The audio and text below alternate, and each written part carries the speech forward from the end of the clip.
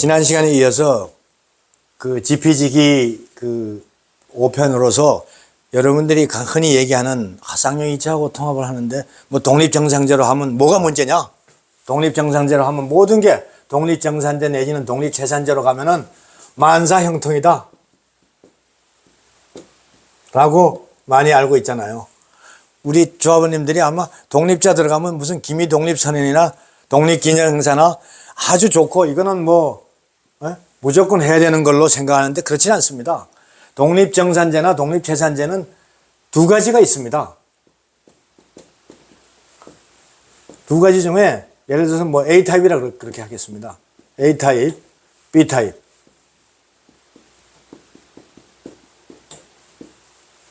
그럼 독립정산제 중에서 A타입은 뭐냐? 처음부터 이 두 개 조합이 처음부터 사업 초기부터 모든 비용, 사업 초기부터 모든 비용을 독립하는 겁니다. 예를 들어서 우성하고 쌍용하고 이런 식으로 모양이 됐다 그러면 요 땅을 경계로 여기는 쌍투 여기 우성일 아닙니까? 물론 여기 상가는 제외하고 이렇게 길이 나는데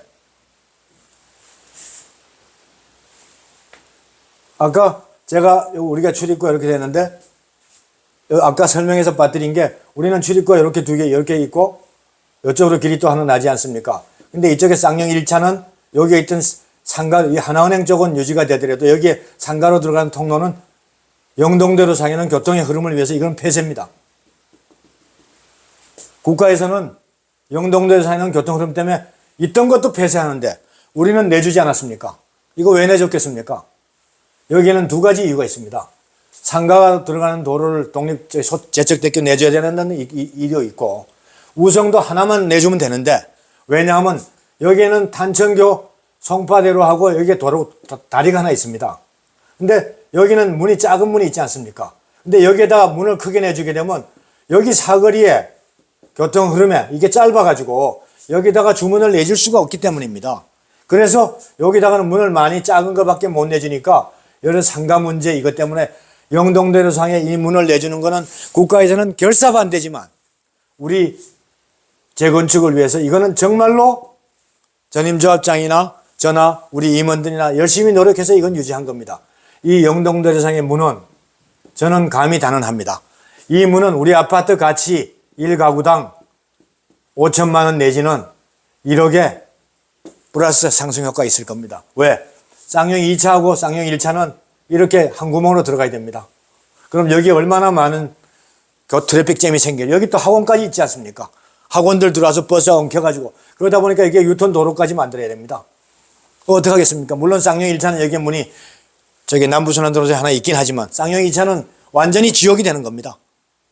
그래서 제가 사업을 빨리 물게 되면 쌍용 2차는 우리 쪽에 굴복할 수밖에 없는 상황으로라는 걸 알기 때문에 상가도 마찬가지. 그렇기 때문에 저는 압박과 협상을 병행해서 3선을 땡겨왔고 그 효과가 그대로 직효약이 됐기 때문에 작년 4월 달부터 우리 조합을 파괴하지 않으면 안 된다.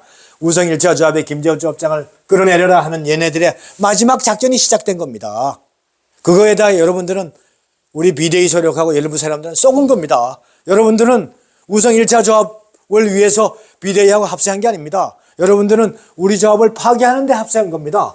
알고 그런 분도 있고 모르고 한 분도 있을 겁니다. 그러나 현실은 알고 제가 조합장 안 하든 그건 문제 없는 겁니다. 알고는 반대하십시오.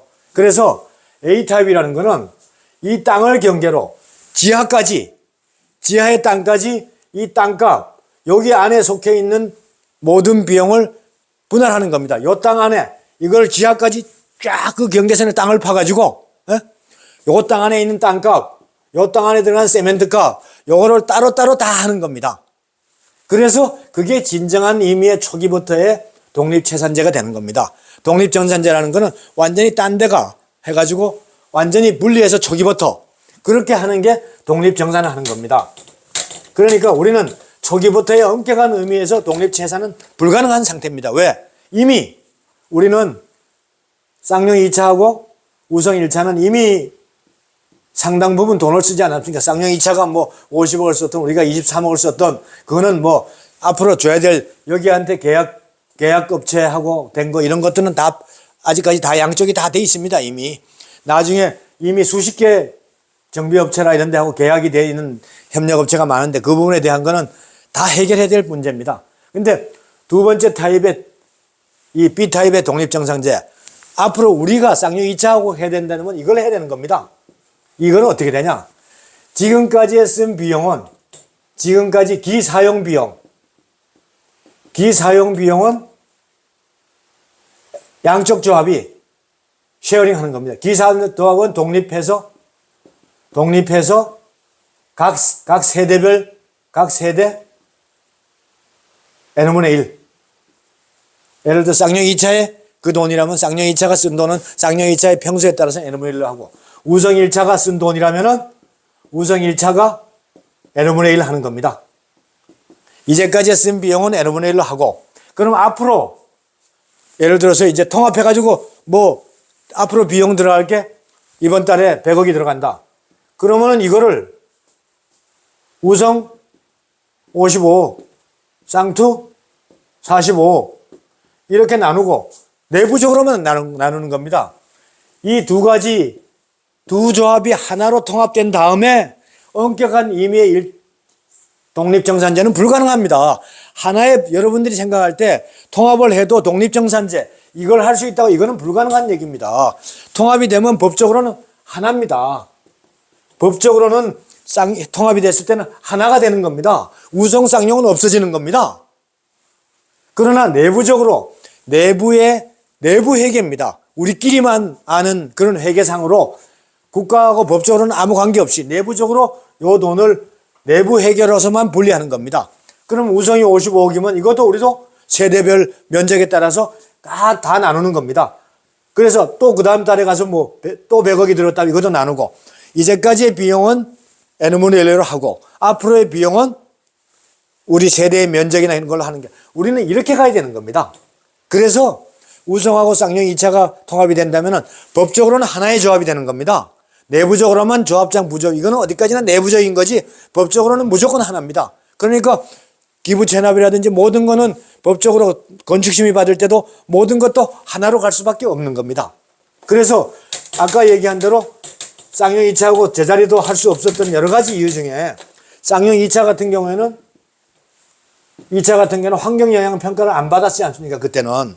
그래가지고 쌍용 2차 같은 경우에는 그 우리가 이런 대지 안에 건물을 이렇게 지을 때 환경영향 판기 전에는 건물이 있으면 건물의 안쪽 면적이 전체 대지 면적의 몇 프로가 돼야 된다는 게 있었습니다. 근데 환경영향평가를 적용받은 우성은 이 쌍용 2차는 건물 바닥 면적이 지하 면적을 전체 면적의 예를 들어 한 80% 밖을 지하 면적으로 팔 수 있었다 그러면은 이 환경영향평가 대상이 안 됐을 거, 쌍용은. 우리는 환경영향평가 되면 70%밖에 안 됩니다.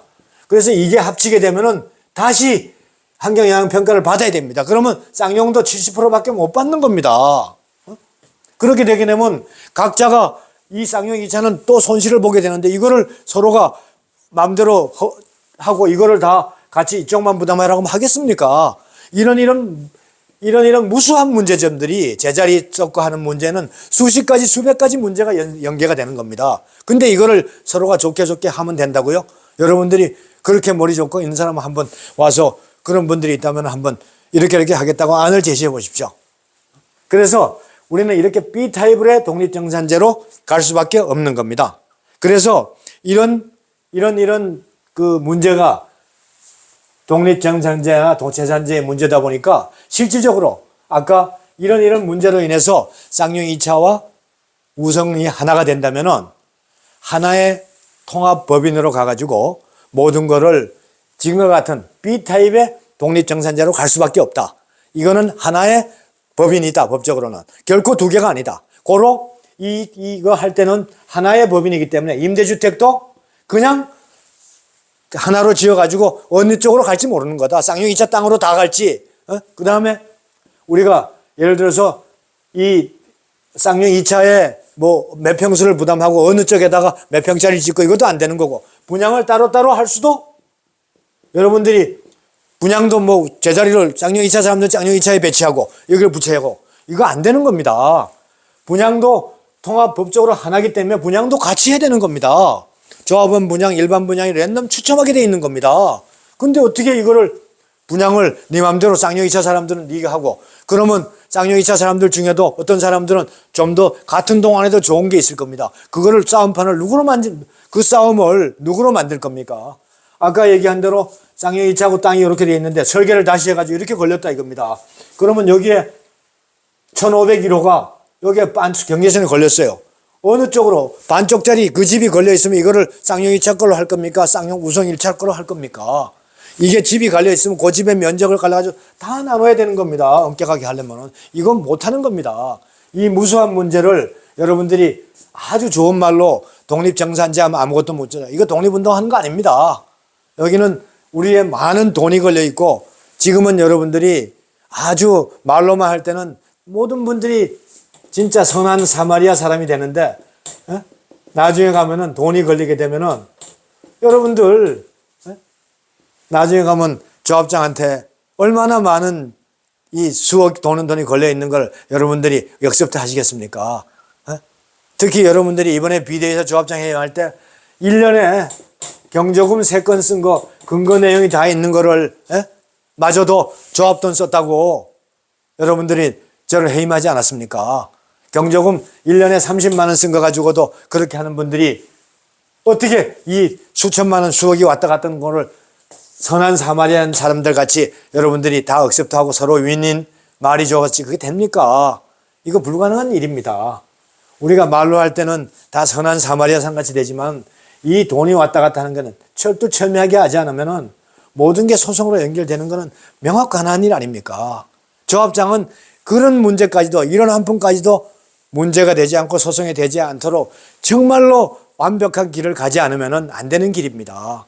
여러분들이 생각하듯이 제가 전지전능한 그런 사람은 아니지 않습니까? 그래서 이런 문제점들을 다 해소하고 가야 되기 때문에 조합장은 그만큼 여러분들한테 반통합이라는 누명을 쓰면서까지 이런 문제점을 해결하고 가지 않을 수 없는 그런 자리라는 것을 이번 그 유튜브를 통해서도 다시 한번 여러분들이 조금이라도 좀 헤아려 주시고 이해를 해 주셨으면 그런 시간이 되셨으면 대단히 고맙겠습니다.